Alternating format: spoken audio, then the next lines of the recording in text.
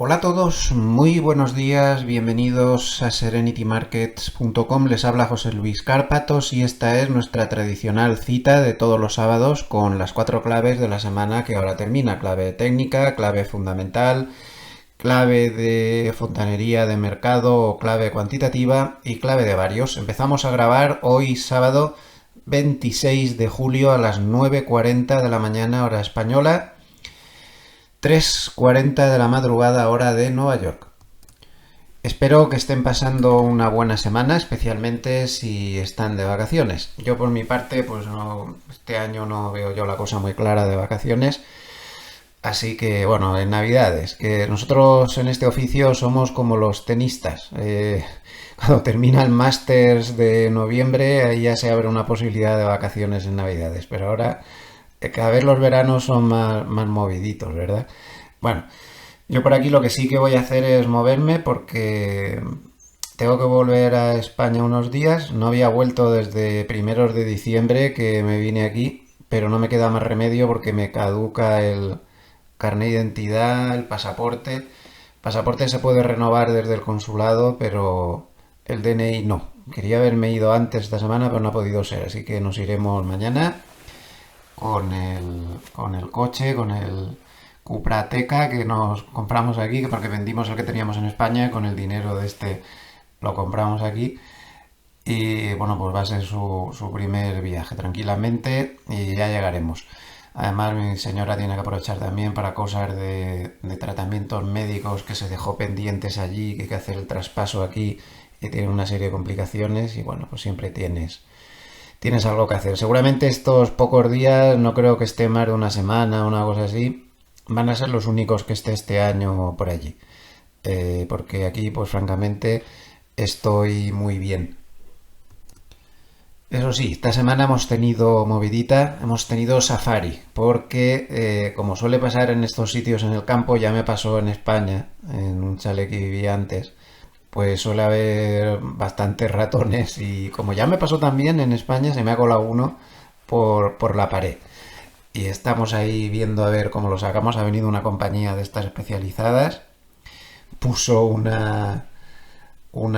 cebo de estos metido por ahí por la fachada y a la mañana siguiente estaba el cebo en el jardín, que está como a 10 metros de lejos. O sea, fue una auténtica fiesta, no sé. Bueno, ellos sabrán lo que están haciendo ahí, a ver si nos dejamos de los ratones por la pared, que estén por el campo, que es su sitio. Pero la vida en el campo tiene esas pegas, pero bueno, estás en la naturaleza, son cosas normales, pero tienen muchas ventajas. La verdad es que estoy encantado. Nunca en mi vida pensé que pudiera estar en un sitio que me gustara tanto, de verdad, en contacto con la naturaleza cotidiano. Ahora me encanta ver los manzanos, cómo están sacando ya las manzanas, los cerezos también, ya tienen las cerezas ahí para coger, las fresas. No sé, cada estación del año tiene sus propias maravillas y es realmente precioso estar en contacto con la naturaleza. Y además creo que es la primera vez en mi vida que me llevo de maravilla con los vecinos. Siempre he tenido mala suerte con los vecinos, pero aquí la verdad es que estoy encantadísimo. Formamos como una pequeña comunidad donde todos nos echamos una mano y la verdad es que estamos francamente bien. Y claro, del clima pues ni les cuento. Esto me lo voy a perder porque me tengo que ir esta semana, pero fíjense, o sea, es que aquí eso del verano, pues, miren, 15:10 mañana, 12:08 el lunes, 12:08 el lunes, 15:07 el martes, 14:08 el miércoles. Yo no sé, he perdido la costumbre de pasar calor y estos pocos días creo que va a ser un poco complicado. En fin, en el viaje no se preocupen, estaré disponible exactamente igual que todos los días, serán los mismos vídeos de siempre. Solamente un día, el día que tenga que volver, porque ahora me voy domingo, pero es complicado que pueda volver en domingo, volveré algún día entre semana. Ese día que vuelvo entre semana, ahí sí que me tomaré vacaciones ese día solo y ese día no habrá vídeos, pero será solo un día. Esta semana que viene o la otra seguramente será. Por lo demás, pues nada, este fin de semana me vi una película que me gustó mucho, del canal Disney, que suele tener cosas de bastante calidad, amateur. Está muy bien, una película de espías muy bien hecha, se ve con mucho agrado, con mucho interés, se pasa muy rápida, recomendadísima la película amateur. Y también pues he seguido, ya estoy casi terminando con la sexta temporada de Resident, recomendadísima también, calidad altísima, no decae la atención de la serie en ningún momento de las 6 temporadas. Y eso que cada temporada tiene 21 o 22 capítulos, la sexta tiene menos, pero de verdad que una serie magnífica y excelente. Y bueno, y por lo demás, pues continúo con lo que digo todas las semanas, porque estoy haciendo muchas cosas, muchos cambios en mi vida, pues reinventándome, pues porque no se puede seguir a este ritmo con mi edad y tengo que maximizar mis esfuerzos y hacer las cosas de tal manera, al principio de Pareto, con un 20% sueles conseguir el 80% de los resultados de antes.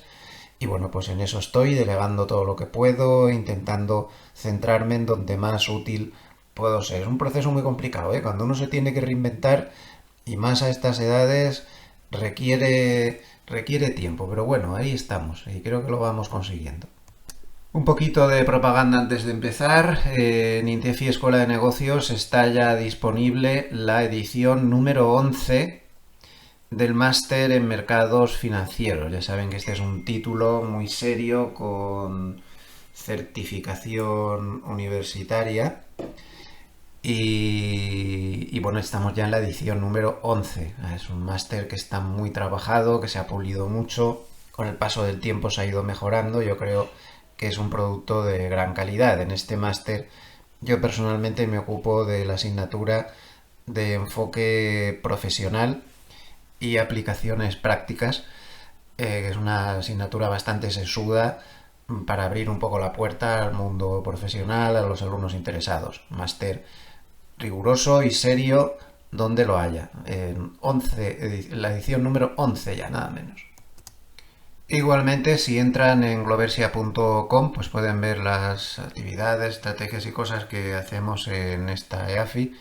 Y especialmente, pues creo que es interesante que le den un vistazo a Gloversia Multimercados Equilibradas y CAF. Desde mediados de junio se cambió la estrategia y está explicado una estrategia de estilo hedge fund con 54 estrategias aplicadas a la vez sobre un universo de 10 futuros de diferentes sectores, SP500, Nasdaq, 1400, futuros sectoriales, futuros sobre bonos, oro, en fin, está muy diversificado, usa un estilo hedge fund, de momento pues de que se está aplicando está marchando bien y además se trabaja con opciones, todo mezclado ahí, puede ser un producto interesante para darle un vistazo. Recuerden que resultados pasados no presuponen resultados futuros. Nos vamos al mercado y hoy vamos a empezar como siempre por los sistemas automáticos para ver un poco, bueno, semiautomáticos, para ver un poco cómo están las cosas. El DAX alemán no nos da señal, sigue cerrado y esta semana no ha variado, está metido ahí en un lateral y como ven, para que nos dé señal pues necesitaríamos que estuviera claramente por encima del RSI de 60. No es el caso y por lo tanto continuamos completamente cerrados. Aquí dio una señal muy buena de compra, luego la cerró, pero de momento seguimos cerrados aquí. En el euro contra el dólar, si recuerdan, hemos estado algunos días observando porque el RSI salió de la zona 60, por lo tanto, una vez que salió de la zona 60, ya con dos velas y pérdida del mínimo, pues nos hubiera dado teóricamente señal de salida, pero por eso sistemas automáticos 100% tienen sus desventajas, pero este es mezclado y como si recordarán, pues dijimos que había que esperar para ver si perdía alguna zona importante de soporte, estaba además apoyándose en las bandas de Movalev parte inferior y por lo tanto parecía que lo más prudente era esperar y no tomar esa señal de salida. Por lo tanto lo dejamos en largos el sábado pasado y durante la semana, pues tal y como era de esperar, ha rebotado en la banda de Movalev, que para eso las ponemos. Como ven, en todas las últimas correcciones siempre se ha parado exactamente la banda de Movalev. Estas bandas tienen una grandísima utilidad, sobre todo en gráficos diarios, que son unos gráficos con mucho menos ruido que los gráficos horarios, ¿no? Bueno, pues ahí lo podemos ver, se paró, pues creo que ha sido un acierto esperar a que confirmara con la pérdida de soportes y por lo tanto sigue largo. Lleva una ganancia pues realmente muy importante. El Bitcoin sigue largo, tal y como lo dejamos el sábado pasado.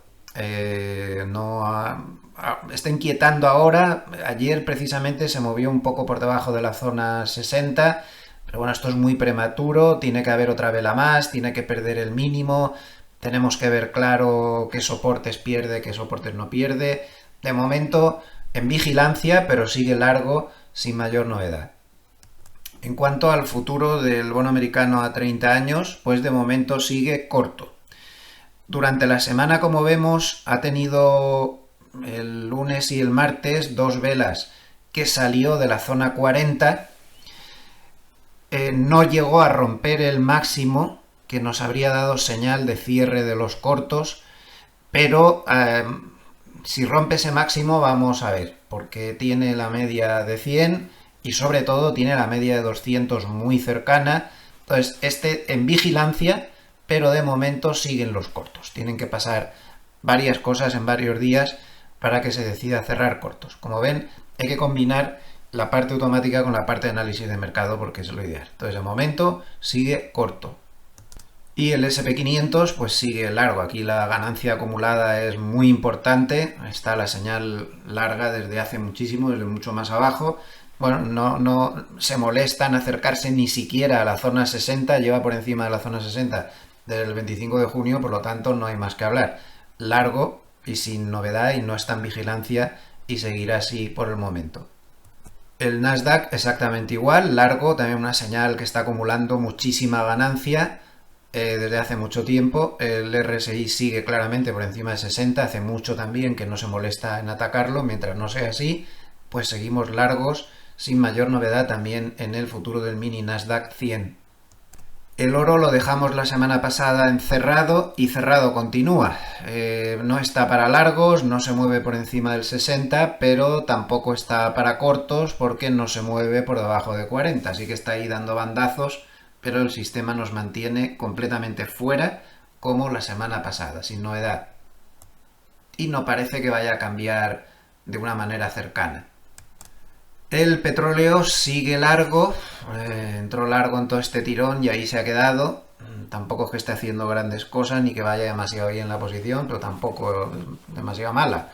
De momento sigue largo.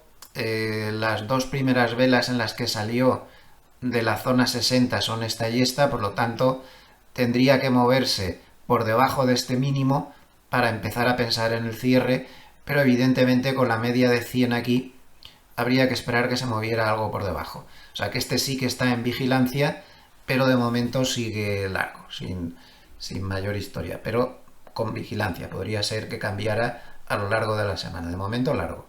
Y por último Nvidia, pues nada, sigue largo, larguísimo, dando muy buena señal también. Es lo bueno de estas cosas, sobre todo en gráfico diario, hay que diversificar entre varios productos, porque cuando no te sale uno, pues te sale el otro, ¿no? Y se suele compensar bien con la diversificación. En concreto estamos diversificando en 3, 4, 5, 6, 7, 8, en 9 productos. Bueno, pues este es otro de los que está saliendo bien. Nvidia va muy bien, sigue muy claramente por encima de la zona de 60 y mientras no se pierda el 60, no parece que a corto plazo esta semana vaya a dar ningún tipo de señal. Por lo tanto, continuamos largos. Repaso la situación de sistemas. DAX cerrado, euro alcista, Bitcoin alcista, bono americano a 30 años bajista, SP500 alcista, Nasdaq alcista, oro neutral, petróleo alcista, Nvidia alcista. Esto no son recomendaciones, estos son las ideas que tengo, que seguramente estarán equivocadas como casi siempre. Bien, pasamos allá al análisis general. Y esta semana vamos a tener una idea central, aparte de ver cuáles han sido las claves de la semana, y es que estamos en un mercado que yo creo que, bueno, tendencias alcista, se puede seguir bailando, pero con el pompis, como decíamos la semana pasada, empujando ya la puerta de la salida de la pista de baile. A mí me da la sensación de que a corto plazo esto tiene peligro, no tiene por qué materializarse, la tendencia podría seguir, pero a corto plazo esto parece que está demasiado pasado de rosca, pero a medio o largo plazo podría seguir subiendo, esto no se sabe, pero desde luego que a corto plazo está muy pasado de rosca. En medio o largo plazo mejor no sacar demasiadas conclusiones, por pasado de rosca que parece, en estas fases ya de desmadre, que ahora lo analizaremos, estamos en fase de desmadre, aunque no lo parezca. Parece muy tranquilito, pero en el fondo está muy complicado. Pero estas fases de desmadre pueden llegar muy lejos. Y si no, fíjense este artículo del Wall Street Journal que Bespoke en su Twitter esta mañana recomendaba leer para recordar lo que pasaba en una etapa anterior. No sé si recuerdan que algún vídeo he grabado por ahí, no sé si fue de fin de semana o de diario, que lo titulé, creo que fue un domingo, de un vídeo de reflexión del domingo, que lo titulé ¿Estamos en 1998?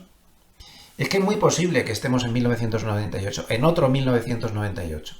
¿Y qué significa estar en 1998? Pues significa lo que podría ser que estemos ahora.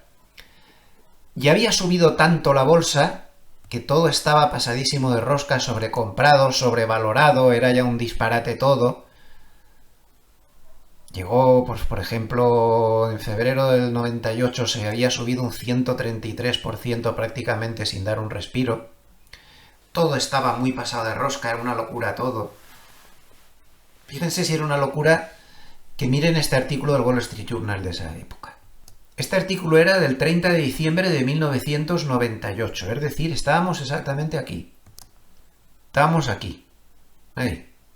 Se había recuperado una caída importante que tuvimos por en medio, que es lo que me temo que podemos tener relativamente cerca a corto plazo. Una caída que parece que no sea nada, pero cayó un 22%. Porque se pasó mucho de rosca. Pero sin embargo luego continuó subiendo una barbaridad más desde estos mínimos, volvió a subir otro 63% hasta que reventó ya. Y ahí se pasó 2 años bajando. Podríamos estar aquí. El artículo es de aquí ya, cuando ha pasado esta corrección.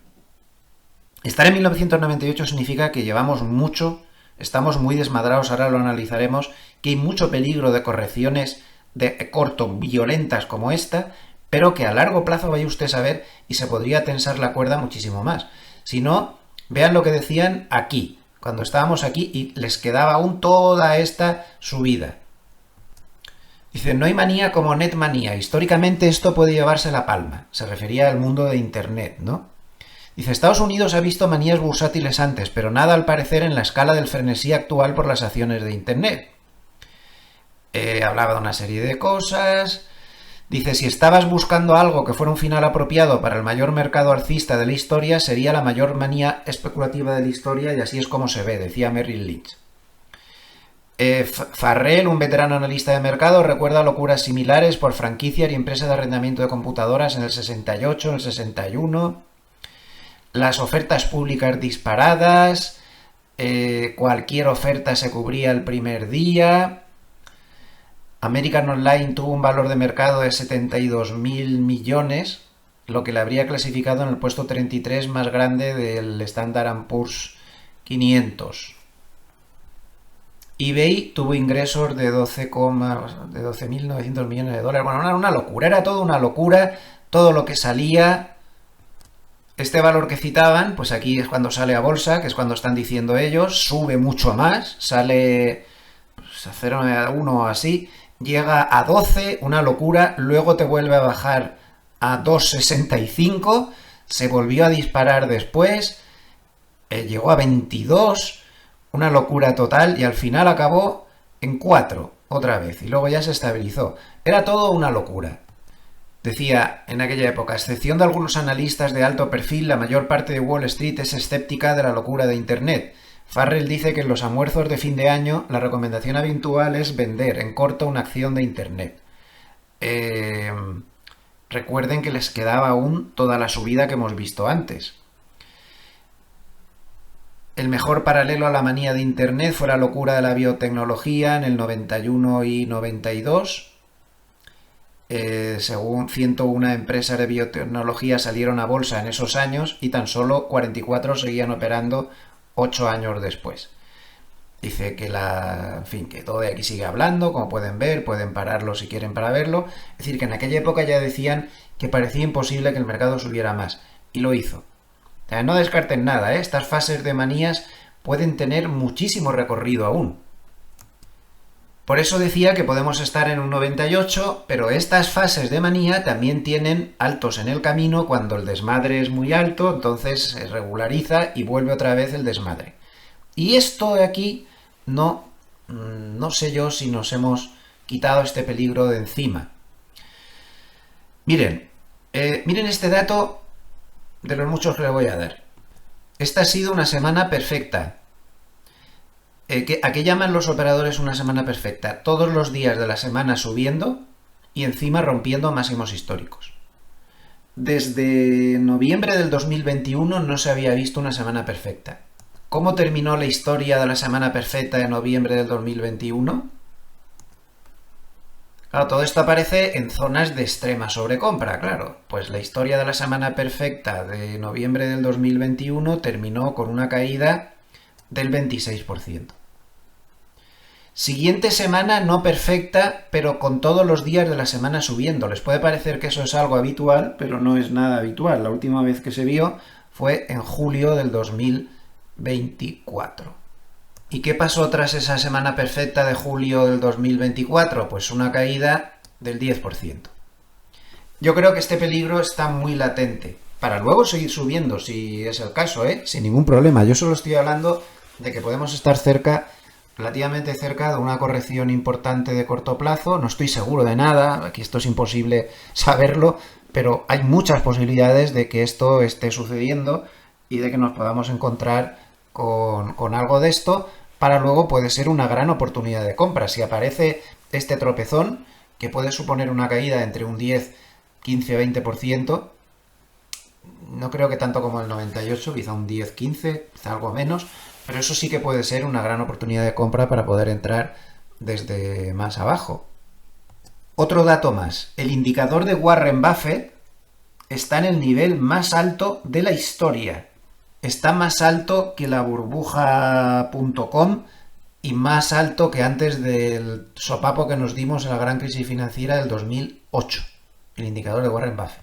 Le preguntamos al ChatGPT qué es este indicador, para el que no lo conozca, y aquí lo explica muy bien. El indicador de Warren Buffett es una métrica que compara la capitalización bursátil total de un país con su Producto Interno Bruto, su Producto Interior Bruto. Es utilizado para evaluar si un mercado está sobrevalorado, infravalorado o razonablemente valorado.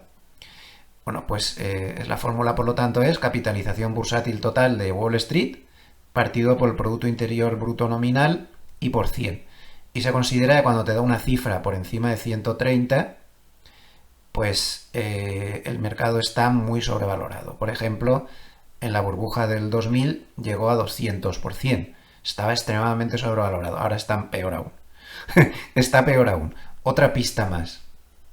Goldman ayer emitió un paper por parte de John Flood, como saben es uno de los buenos, diciendo que están teniendo lecturas alarmantes en su indicador de trading especulativo.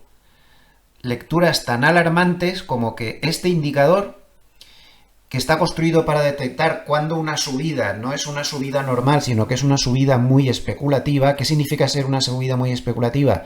Pues que los valores que te están llevando arriba son valores basura, memes, valores tecnológicas que no tienen beneficios,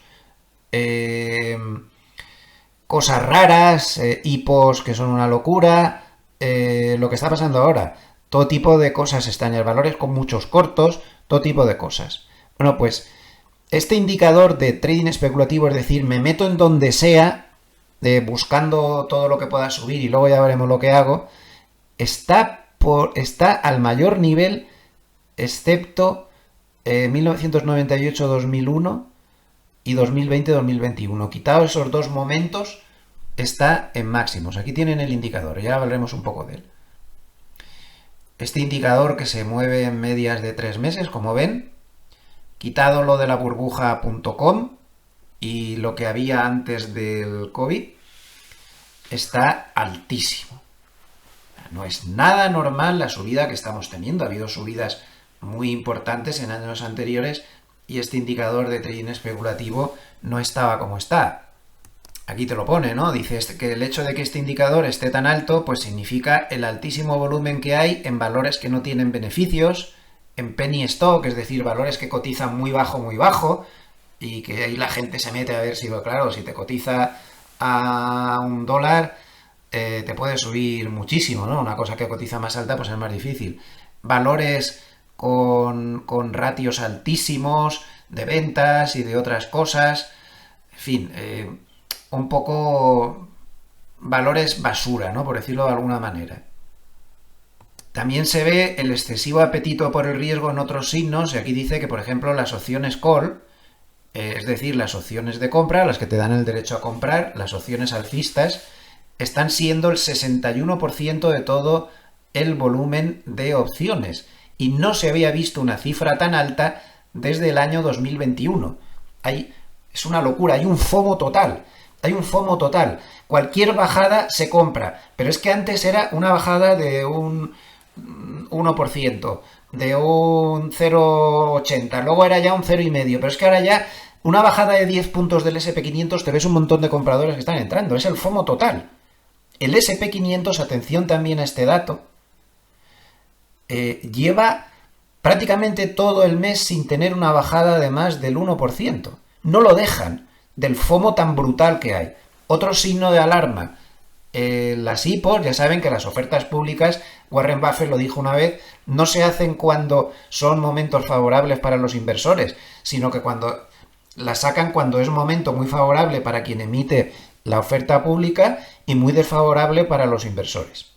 Entonces, los primeros días de las IPOs están teniendo una fortuna de dinero que entra ahí, 9.000 millones de dólares, las SPAC otra vez están de moda, por ahí, y la cesta de valores más populares para los inversores minoristas que ellos calculan ha subido nada menos que un 50% desde abril. Esto preocupa mucho a Goldman, que ha hecho una serie de cálculos sobre qué suele pasar en estos momentos. Dice que cuando aparecen estas manías especulativas tan importantes, a 3, 6, 12 meses no se nota mucho, pero a 24 meses y 36 meses, como se ve en promedio, a 24 meses el mercado suele subir menos de la mitad que cuando no tiene este tipo de situaciones, y a 36 meses suele subir la cuarta parte de lo que sube cuando no tiene este tipo de situaciones. Por lo tanto, no es bueno, y además, pues a corto plazo, dice que lo pone, el riesgo de que a corto plazo haya una vuelta, pues está incrementando notablemente. Este estudio lo han hecho en 35 años.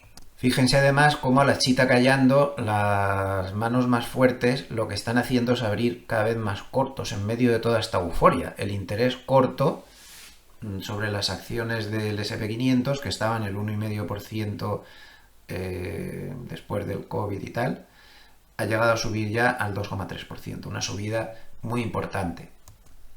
Aquí vemos cómo los valores relacionados con la inteligencia artificial están con valoraciones, según el PER Forward a 12 meses, desmadradas por completo. Los 10 valores más importantes en el año 2000 tenían este PER promedio y ahora tienen este que está aquí en verde. Si quitamos los top 10, bueno, está alta la valoración, pero no es tan terrible, y el SP500 en general, pues igual, está alto, está caro, pero no es tan terrible, o sea que está muy concentrado el riesgo en estos valores de inteligencia artificial.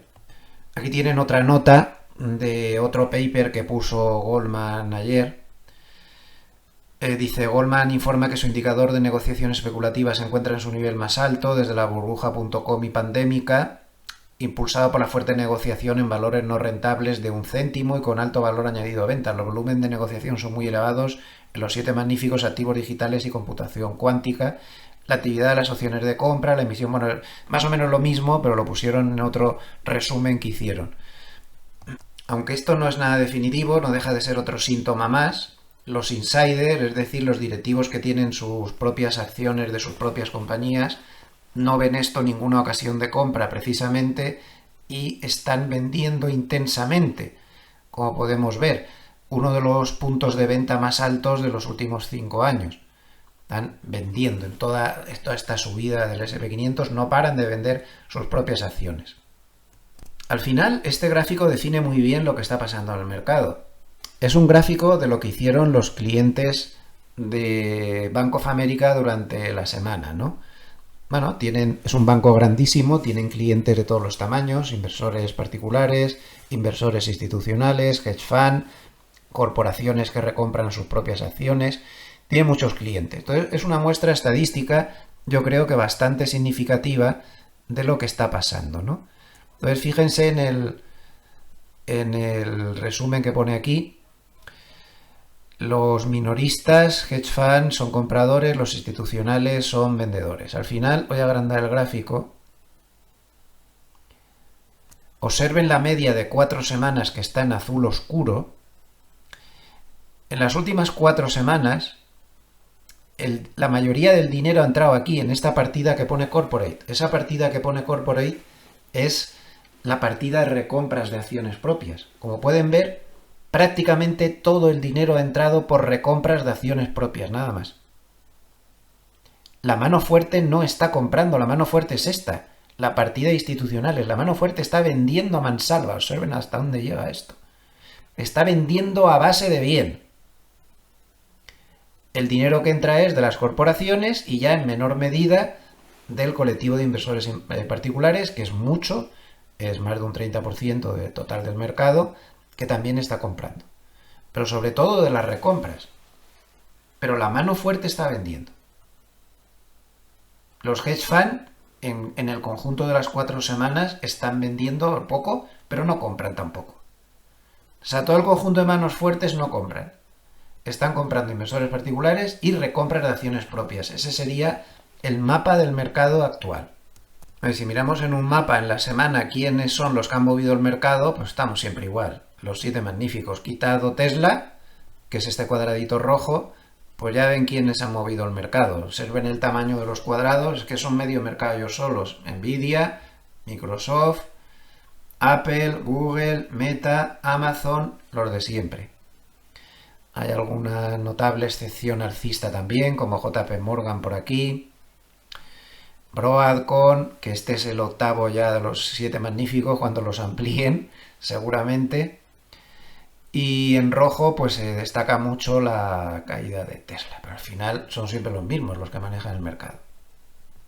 Fíjense en este otro gráfico, donde aparece la dirección que están tomando en opciones los inversores minoristas. Es una dirección alcista, totalmente, y la han acertado además. Y sin embargo, las instituciones están durante varios meses con una perspectiva en opciones totalmente bajista y no han acertado. Pero es lo que hay. Así está el mercado. Un poco está el mundo al revés. Aquí vemos un poco también los excesos especulativos en el creciente apetito por el riesgo, los ETFs apalancados y las opciones 0DTE están muy cerca en su volumen de máximos históricos. Está todo el mundo tan eufórico que se mete en opciones 0DTE en plan casino y sobre todo en ETFs cuanto más apalancados mejor. Dobles, triples, lo cual es un signo de excesos especulativos. Y ahora viene el gráfico definitivo y el más importante, para ver un poco esta situación excesivamente especulativa hasta qué punto ha llegado. Y esto sí que es para preocuparse, ¿eh? Esto es el margen de deuda como porcentaje de los ingresos reales disponibles. Traducción. Esto es el grado de apalancamiento. Esto es el grado de deudas que se están asumiendo para meterse en bolsa. La gente se está metiendo en bolsa a préstamo. Y siempre que el margen de deuda, es decir, el exceso de apalancamiento ha llegado, siempre que se ha llegado a un pico muy exagerado, el SP500 ha terminado por corregir violentamente. Este es el gráfico más preocupante de todos, con mucha diferencia. Como ven, la corrección de las .com era un desmadre. Aquí también, la crisis financiera. Aquí también, el COVID también. Pero es que miren dónde estamos. Todo esto de la burbuja.com era un juego de niños comparado con la locura especulativa que tenemos en este momento. Esto sí que es preocupante. Esto sí que limita las cosas mucho.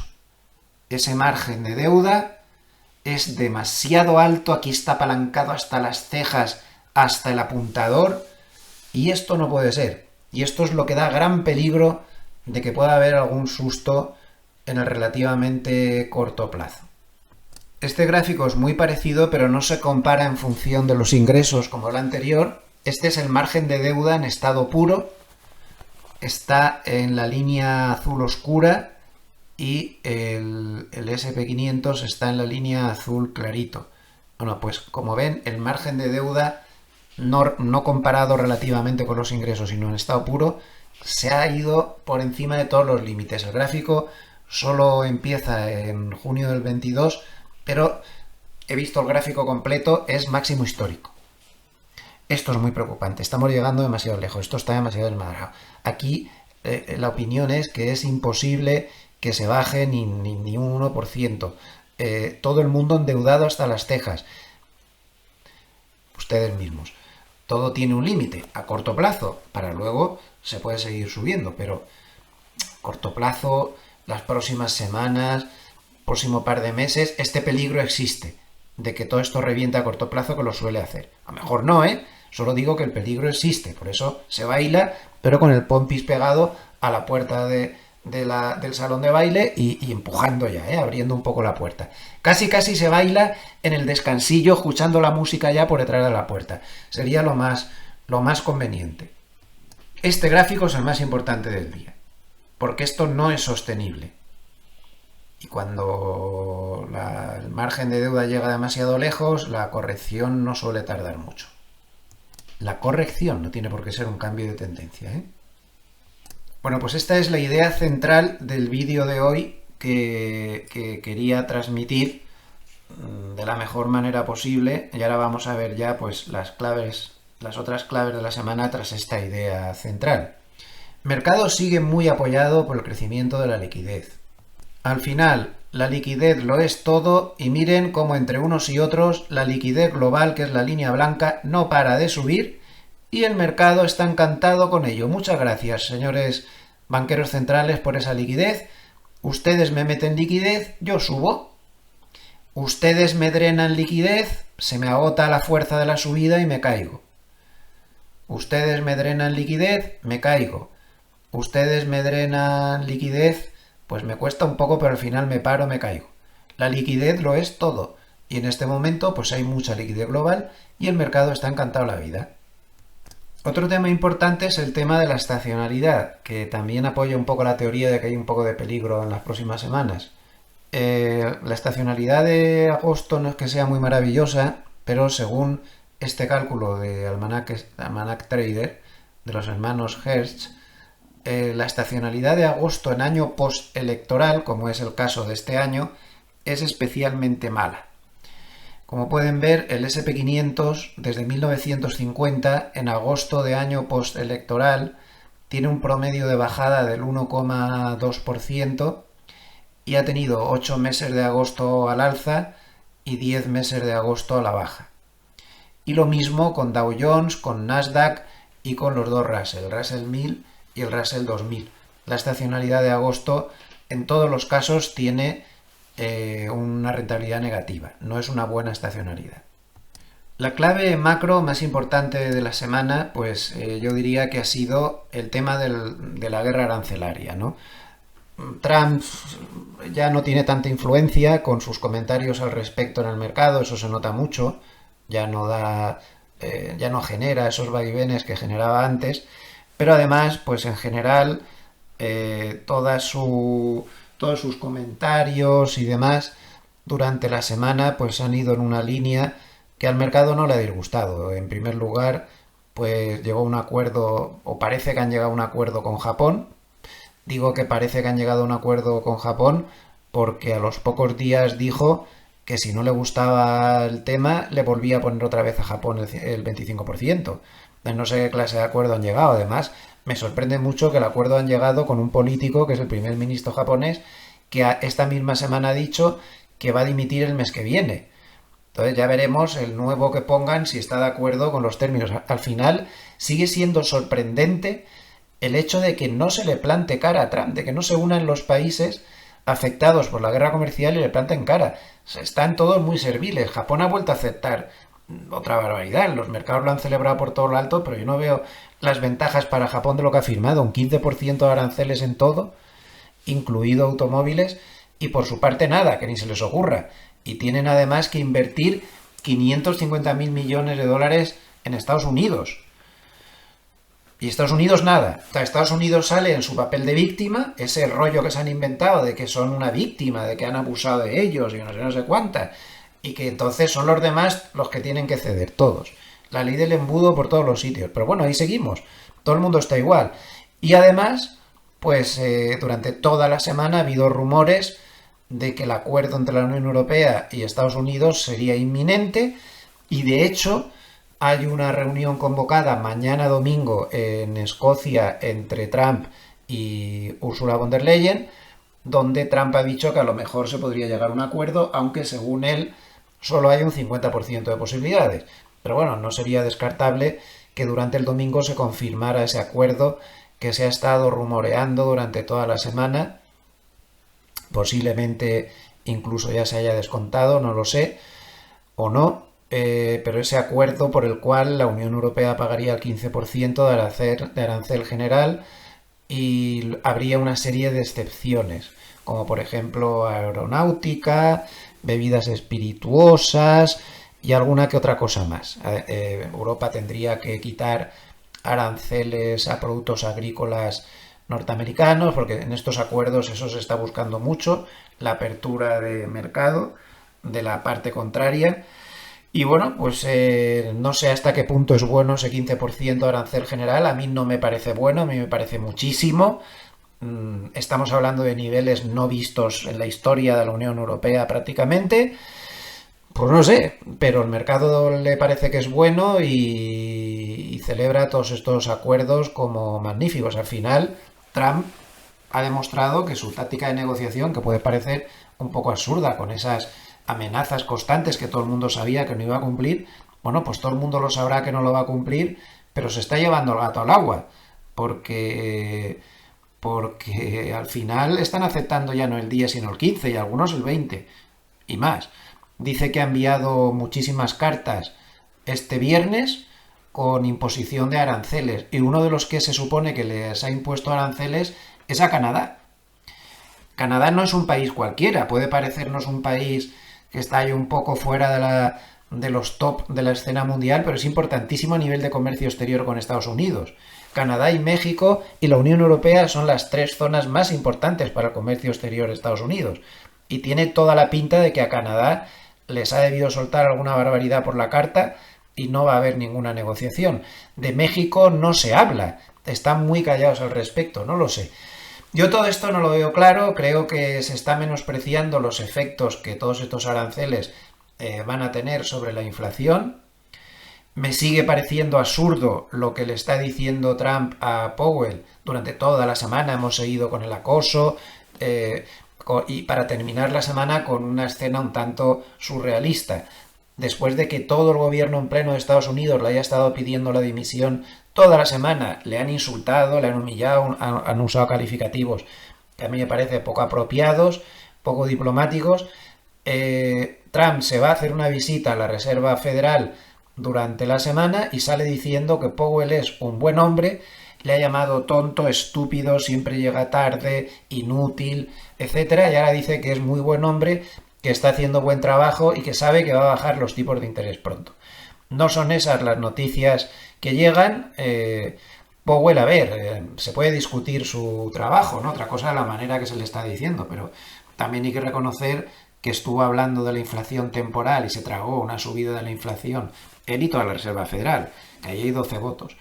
y se tragó toda la subida de la inflación, que no fue temporal, sino que fue bastante dañina, y sí que es verdad que ha llegado tarde la mayoría de las veces, pero no mucho peor que otros presidentes de la Reserva Federal o de Banco Central Europeo. En cualquier caso, me parece que con los aranceles amenazando la inflación y la economía como va, pues no es muy probable que bajen los tipos. Es que claro, Trump pide que se bajen 3 puntos los tipos de interés. Eso es tremendo. Y por otro lado dice, la economía va muy bien, que me bajen 3 puntos los tipos de interés. Los aranceles se la estoy clavando a todos, vamos, o sea, por la espalda, les clavo el puñal por la espalda, 300, el 50, lo que haga falta, el 15, no sé qué. Y la economía va muy bien, pero hombre, es contradictorio, no digas que estás poniendo los aranceles tan altos que van a tensar la inflación y dices que la economía va muy bien, ¿cómo pides que te bajen 3 puntos? O sea, ya se pueden ustedes hacer una idea de la explosión que podría haber de las rentabilidades de los bonos a 10 y 30 años, como alguien llegara allí, un presidente marioneta puesto por él, y bajara 3 puntos los tipos de interés. Las rentabilidades de los bonos americanos a 10-30 años se dispararían y romperían cosas y sería una catástrofe, porque el mercado descontaría que la economía se va a las nubes. Esto es lo mismo que le pasó a España cuando entra en la zona euro empieza a tomar medidas a favor de Alemania, que tenía muchos problemas con la reunificación, empieza a bajar tipos y a España le pilla bajándole los tipos en pleno boom de crecimiento económico y en plena burbuja inmobiliaria. A España le destrozó y nos costó más que a nadie salir de la crisis después. Porque claro, en pleno boom económico le bajaron los tipos de interés. A Estados Unidos le podría pasar algo parecido. Entonces es un disparate eso que está pidiendo. Pero bueno, ahí está.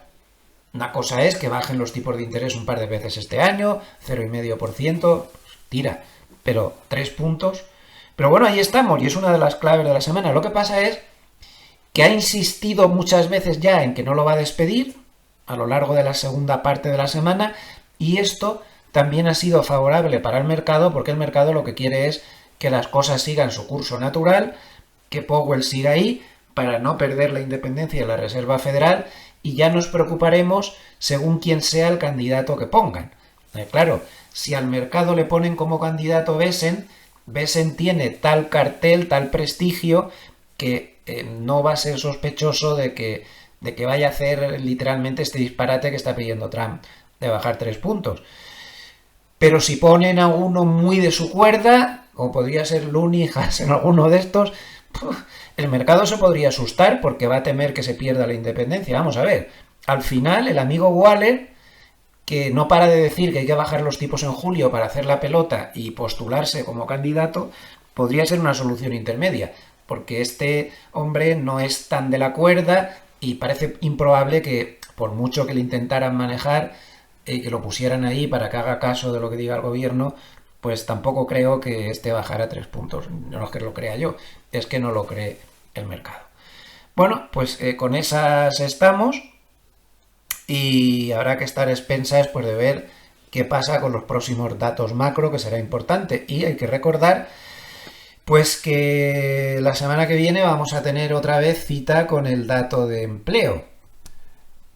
Zero Hedge publicó ayer un dato muy valioso sobre el dato de empleo del próximo viernes, creo que es el Whisper Number, no la previsión oficial que se espera del dato de empleo, sino lo que espera, esto es el número susurrado, es decir, el número que manejan entre ellos las manos muy fuertes, que no tiene por qué coincidir con la previsión oficial. Entonces, este número secreto que manejan entre ellos, no tan secreto porque ya ven que está aquí, está en un gráfico, estaba prácticamente por debajo de 110.000 empleos, pero con los últimos datos macro y comentarios de Trump y del uno y del otro y todo lo que se ha dicho por ahí últimamente, este número susurrado, este número secreto que manejan las manos fuertes, se ha ido a 117.000, está subiendo. Pero aún así es un número bastante bajo, entre comillas, ¿no? A lo que se ha llegado a ver aquí. Esto es lo que se espera, o sea que no se espera un mal dato de empleo. Si saliera malo, va a sorprender a las manos fuertes, porque ellos se mueven no por el número oficial, sino por este número susurrado, whisper number, que hay por ahí. Hay webs que te dan este tipo de cosas incluso para los resultados de empresas, los números reales que esperan las manos fuertes que casi nunca coinciden con la previsión oficial que se da. La semana que viene, además, es una semana muy importante desde el punto de vista de la publicación de resultados, porque va a ser una semana en la que van a publicar el 20% de las compañías del SP500 y luego a la siguiente... No, perdón, esta ha sido esta semana, perdón, 20%. La semana que viene, la del 28 de julio al 1 de agosto, es la semana con mayor publicación de toda la temporada de resultados, el 37%. Aquí, la semana que viene va a publicar la mayoría y ya lo que quede va a ser bastante residual. O sea que vamos a tener a lo largo de la semana pues muchos vaivenes interesantes según las publicaciones de las grandes compañías. Habrá que estar atentos. De momento la temporada de resultados va bien. Casi el 80% de todos los que han publicado han dado resultados por encima de lo esperado. No hay demasiadas malas noticias al respecto. Deutsche Bahn durante la semana lanzó un paper superponiendo lo que pasó el año pasado, el 2024, con lo que está pasando este año. Como vemos, llevamos una evolución bastante parecida en ambos años. Y en el 2024 ya a partir de aquí llegó una fuerte corrección y luego ya se volvió a seguir subiendo tranquilamente, que fue el mes desde mediados de julio del año pasado hasta agosto. Hasta los primeros días de agosto. Dice Deutsche Bahn que todo esto se podría activar si el dato de empleo no saliera bien. Si el dato de empleo no saliera bien, o bien que hubiera algún susto con el tema de aranceles, cualquiera de las dos cosas le valdría, cree que con bastante seguridad se repetiría esto. Si el dato de empleo sale bien y no se monta ningún lío arancelario, pues según Deutsche Bahn las posibilidades bajarían. Durante la semana hemos tenido la publicación en Europa y en Estados Unidos de los datos de PMI. Ya saben que los PMI para mí es el mejor dato que hay porque te indica muy bien en qué parte del ciclo económico estás.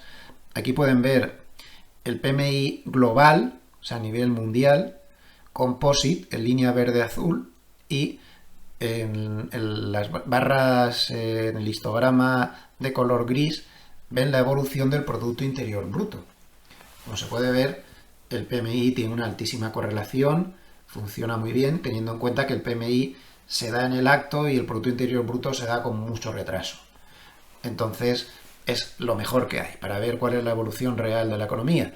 Bueno, pues durante la semana hemos tenido en la zona euro unos PMIs que nos muestran una economía débil, pero que está rozando un poco por encima de cero, de 50 en este caso. Pero en Estados Unidos nos ha mostrado un sector de servicios muy fuerte, con una manufactura en la zona de contracción. Pero en el composite el sector de servicios es el 75% y por lo tanto nos ha mostrado una economía algo más alegre de lo que parecía. Y por lo tanto, de momento, los PMI durante la semana pues han mostrado que de recesión no hay absolutamente nada. Ni nada que se le acerque por el momento. Este es un dato macro muy fiable, no como otros, como ese dato de empleo que se va a dar en los próximos días, del cual ya sabemos que te puedes fiar muy poco. Atención a esta encuesta tan curiosa que publicó ayer Bloomberg. Parece que no soy el único que duda mucho de la fiabilidad de la mayoría de datos macro importantes, de los datos duros que se publican en Estados Unidos. Según esta encuesta de Bloomberg, el 90% de los 100 economistas encuestados decían que estaban preocupados por la fiabilidad, por la calidad de los datos macro de Estados Unidos. El 90%, o sea que no soy el único, ¿eh? Y el 41% de estos 100 encuestados estaban además muy preocupados. Es decir, pensaban que no reflejaban para nada la realidad de Estados Unidos. Así que no estamos solos, ni el que asó la manteca ni yo. El que asó la manteca tampoco se los creía, ni él. Pero creo que esta estadística pues demuestra que hay más dudas a nivel general de lo que puede parecer. Estados Unidos tiene una serie de problemas metodológicos, si no de manipulación pura y dura en los datos grandes, IPC y empleo sobre todo, Producto Interior Bruto también tiene muchas historias, pero sobre todo el IPC y el dato de empleo necesitan ir a talleres y tener una revisión metodológica, tener una forma de calcularlos más fiables, porque la deriva es bastante importante, encabezada por el dato de empleo que va de mal en peor en cuanto a su cálculo.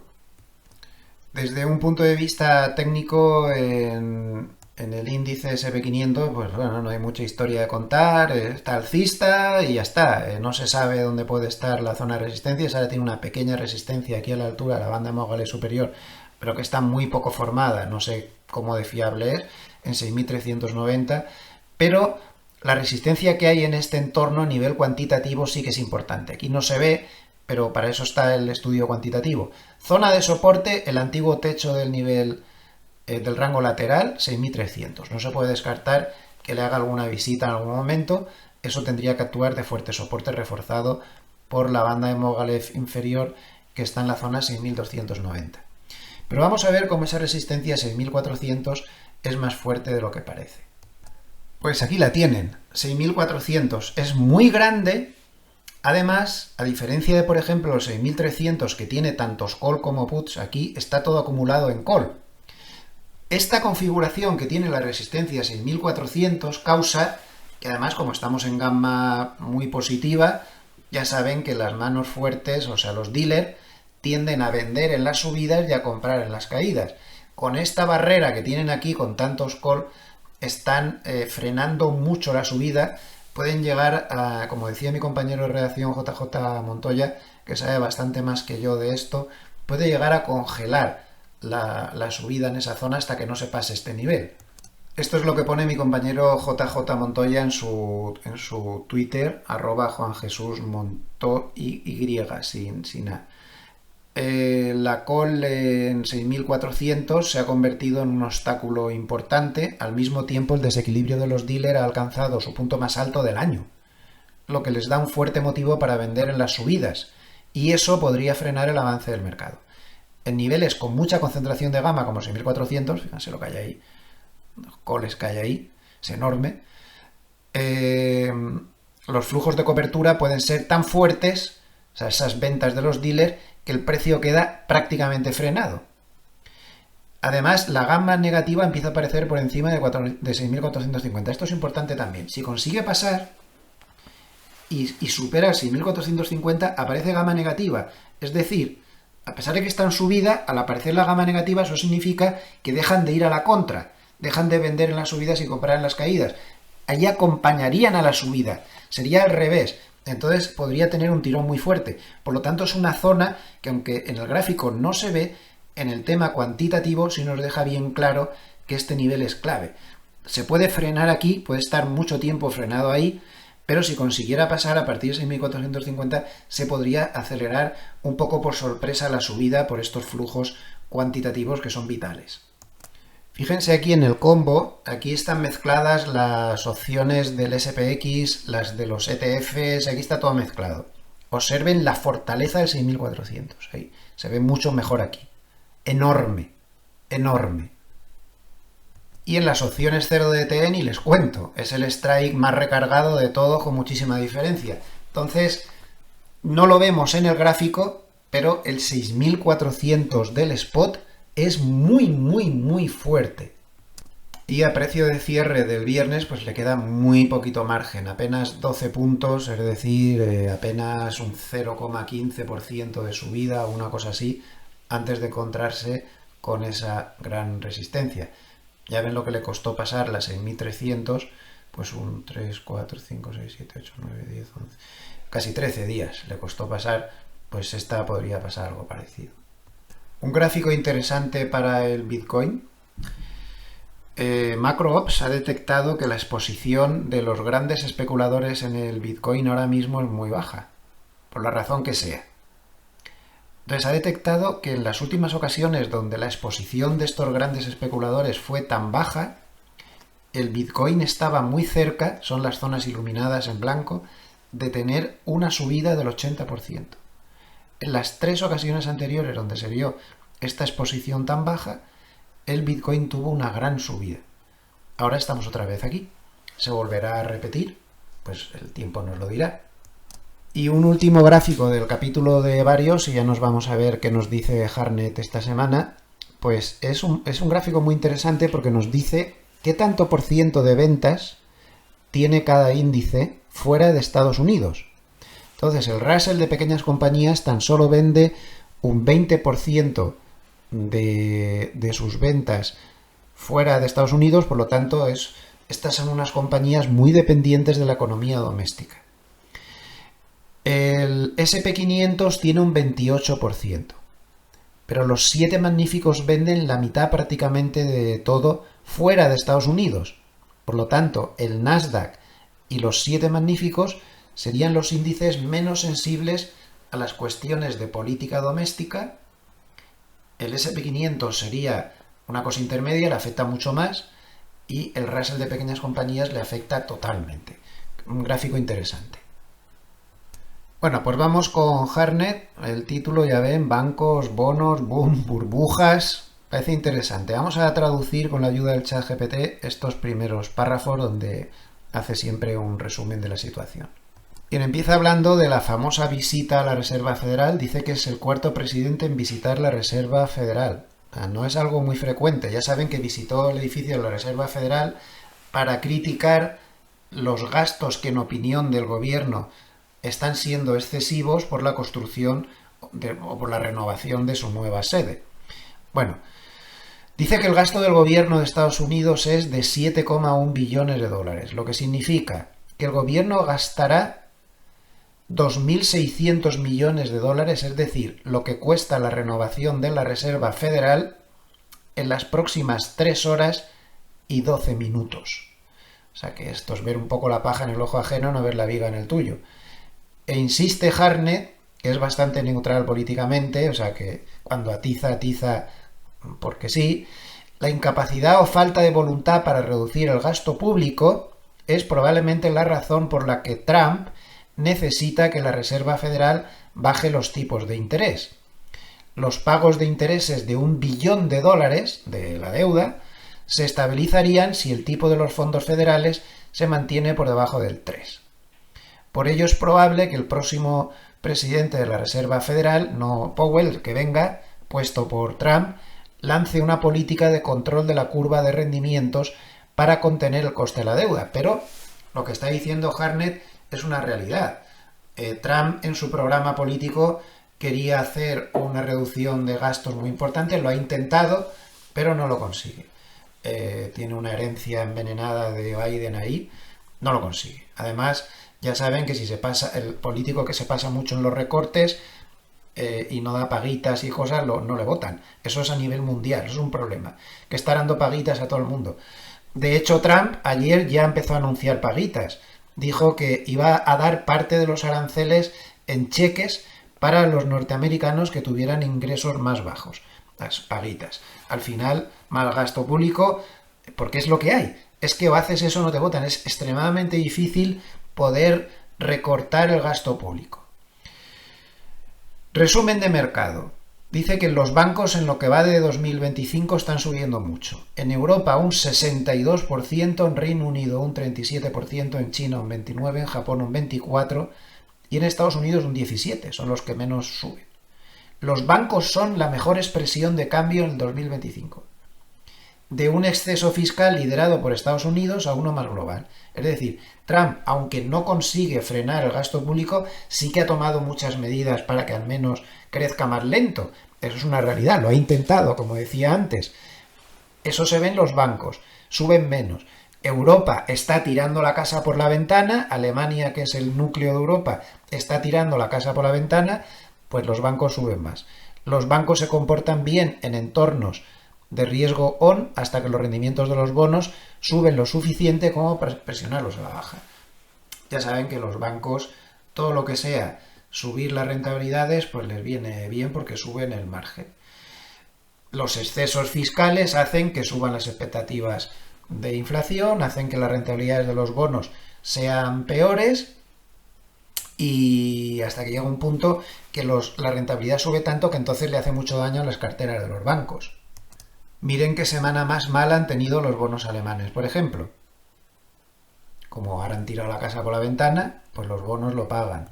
sigue advirtiendo sobre 3 niveles muy peligrosos en los bonos y que cree que si todo eso pasa, aquí se va a montar el Belén antes de Navidad. Por cierto, ya queda poco para Navidad. Nos quedan 2 meses. El 1 de octubre empezaremos a celebrarlo. Nos quedan 2 meses. Bueno, el bono a 30 años del Reino Unido tiene la alerta por encima del 5,60% de rentabilidad. El bono de 30 años de Estados Unidos tiene la alerta por encima del 5,1%. Y el del Japón tiene la alerta por encima del 3,2%. De momento, el bono americano está lejos de ese nivel.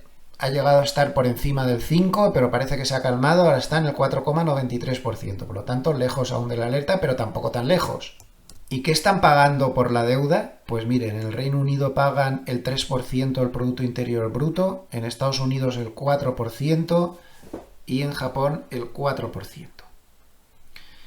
Las acciones chinas tipo H, es decir, las que cotizan en Hong Kong, han subido silenciosamente un 58% en los 2 últimos años, superando al SP500 y al índice de bolsas mundiales. China es el único lugar donde los rendimientos de los bonos han caído en los últimos 2 años. Es también el único mercado donde la asignación, la famosa cartera 60-40, es decir, 60% acciones, 40% bonos, ha funcionado, a diferencia de Estados Unidos, Reino Unido, Europa y Japón, donde la aversión a los bonos mantiene a los gestores pues fuera un poco del tema. Panorama general. ¿Qué quiere Wall Street? Quiere que Trump baje los aranceles, que baje los impuestos y que baje los tipos de interés. Eso es lo que quiere el mercado. Por aquí no va Trump, por la reducción de los aranceles, pero sí va por bajada de impuestos y por bajada de tipos de interés. Esto explica que el SP500 pues, está haciendo lo mejor que los bonos del Tesoro en el año, pero aún está detrás, bastante por detrás, de los mercados internacionales. Sin embargo, la economía real no está tan entusiasmada y la aprobación de Trump vuelve a estar cerca de los mínimos de abril. No duden que todo eso ya lo están viendo los analistas políticos de Trump y algo hará para volver a contentar a la gente. Vamos a ver ese gráfico. Pues aquí lo tenemos, en línea azul. Como ven, la aprobación de Trump ha bajado mucho. Llegó a estar en el 52% cuando tomó posesión, pero ahora ha bajado al 46%. Había llegado a subir en mayo al 48%, pero ahora ha vuelto a bajar al 46%. Dice que las acciones de los llamados millonarios alineados con Trump, han subido el 71% desde su elección. En cambio, las acciones pequeñas vinculadas a su base electoral están un 1% abajo. Ahí lo tienen este curioso índice, los hermanos millonarios estos. No para de subir desde la elección y sin embargo el resto de acciones, como por ejemplo Russell 2000 y demás, pues no han subido nada desde la elección. Él cree que al final se intervendrá para subir una subida de inflación, es decir, que Trump limitará los aranceles porque tonto no es, ni él ni el gobierno, y saben perfectamente que por mucho que se diga a nivel popular, para calmar las aguas, los aranceles sí pueden subir la inflación y de eso lo van a hacer, y también para frenar la pérdida de empleos que puede generar el uso masivo de la inteligencia artificial. El indicador Bull and Bear sigue subiendo, sube de 6,3 a 6,4 y se va acercando a la zona de alto peligro, que está pues por encima de 7,2 o 7,3, una cosa así. Otra cosa que también nos va llevando hacia un posible susto en las próximas semanas, que este indicador llegara a la zona de peligro. Los flujos de la semana tienen 25.900 millones de dólares de entrada en bonos, 13.700 millones de dólares de entrada en cash, 5.800 millones de dólares de entrada en bolsa, muy fuertes entradas de dinero teniendo en cuenta el tamaño del mercado en criptos, 3.600 millones, y también importantes entradas de dinero en función de su tamaño, de 1.600 millones en el oro.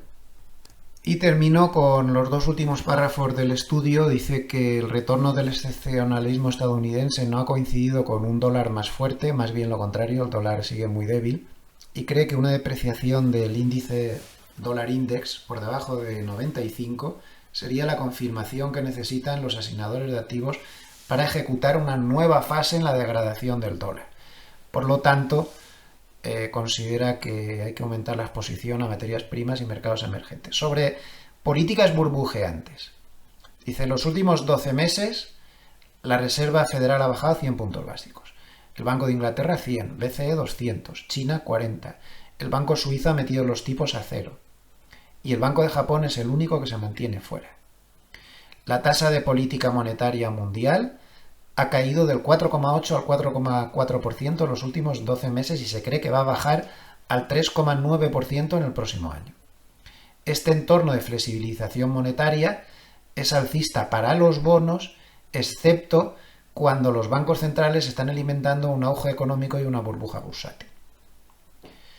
Política regulatoria financiera más laxa. Dice que típicamente se vuelve excesivamente laxa o burbujera en las últimas etapas de un mercado alcista. La administración Trump está preparando órdenes para incorporar fondos de private equity en planes. La FINRA está quitando la regla de trading intradía que permitiría a los minoristas, esto es muy importante, hacer day trading con cuentas de margen mínimas. O sea, en lugar de exigir $25.000, bajar a 2.000. Más minoristas, más liquidez, más volatilidad, burbuja mayor. Y también recuerda que las opciones con vencimiento en el mismo día, las famosas 0DTE, ya son el 60% de volumen de opciones sobre el SP500 en el tercer trimestre.